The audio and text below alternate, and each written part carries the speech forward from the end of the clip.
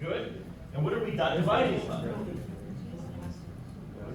1. Exactly.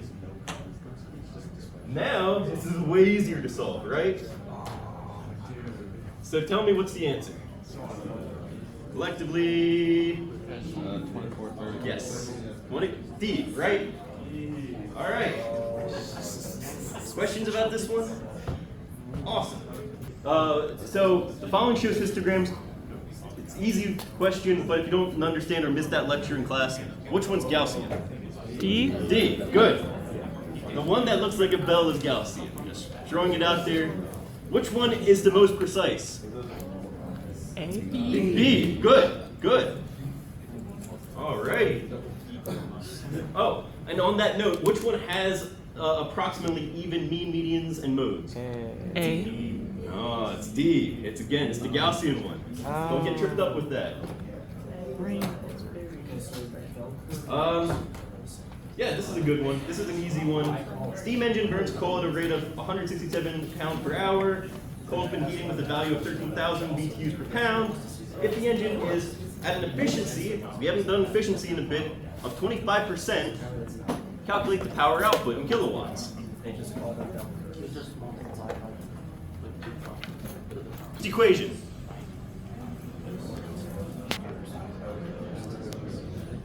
The way to remember it, you cannot ever have an efficiency greater than 1, right? If that is the case, you cannot have more energy out of a system than energy into a system, correct? You all agree with that? Therefore, it's always either energy out over energy in, or power out over power in. It's always going to be like that. You're going to have to memorize this because they're probably not going to give you the efficiency equation on an exam. So, we know our efficiency symbol is eta, right? Power out, power in. Now that we have that, we can go ahead and say, oh, well, let's go ahead and use some conversion factors here. Let's take, 167.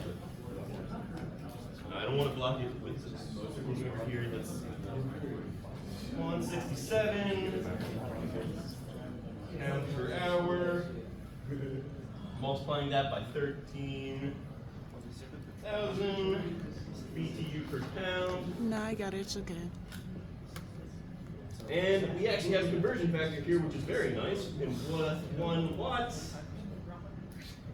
about 3.41 BTU per hour. You solve it out, you end up getting watts here. But we know this is what? Power out or power in? Power in. Power in, right? This is the power we're putting into the system, which means you have to multiply this whole thing by 0.25, right? Because 0.25 is our efficiency here. This is power in, and we have efficiency of 0.25. To calculate power out, you have to multiply that by 0.25, right? Yeah. We all agree? And you should get like a magnitude of 10 to the second power, somewhere around there. And if you got that, you're probably going to get the answer right. Why? Because most times on this exam, like the way they do the answers, there's like one correct answer is going to be to a certain power of what the actual correct answer should be. Okay? Yes.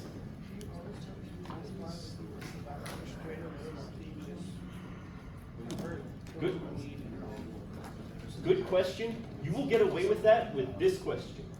But if I ask you to compare two different efficiencies, you will not. So remember that question about the light bulb? If you did it that way, you would have gotten it wrong. Yeah.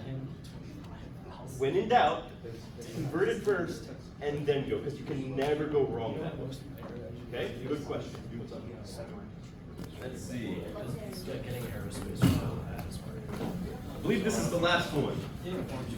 So, we have a function here. Now remember something, if you're gonna run MATLAB, you're gonna put this into MATLAB on an exam, because you're gonna have, MATLAB questions. You can do it two ways.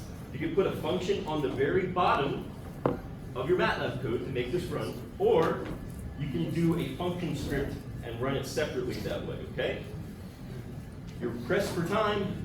My honest suggestion is to say, if you're going to put this in the MATLAB, put it at the straight bottom, and then use display result. But let's see if we can't do this on the top of your head, okay? Of like arrays and finding which element in the arrays has nothing to do about this. When we see our my function over here, and we know that our function is being called this way from this, our my function, we know that we're putting our input at 6, we can start checking what's going to be actually being done. Notice we have a bunch of conditionals here. No loops, just conditionals.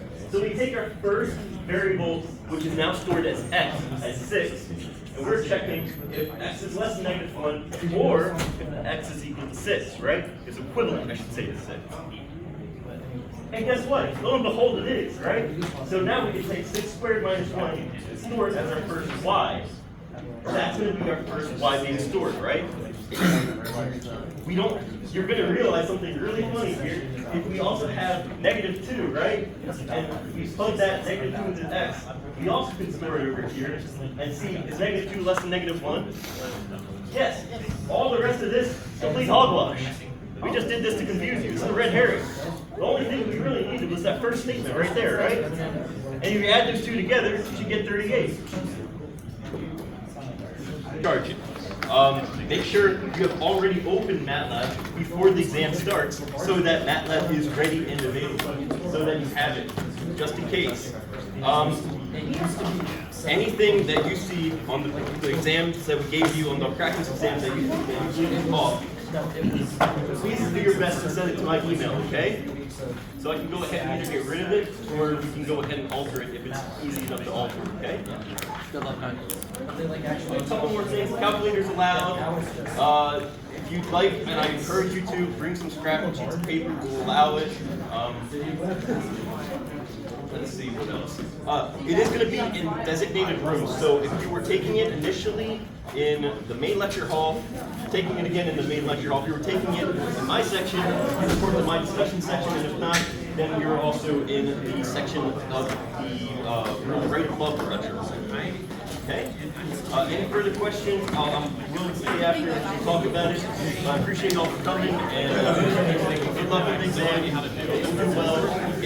Ace yourself, and don't get nervous.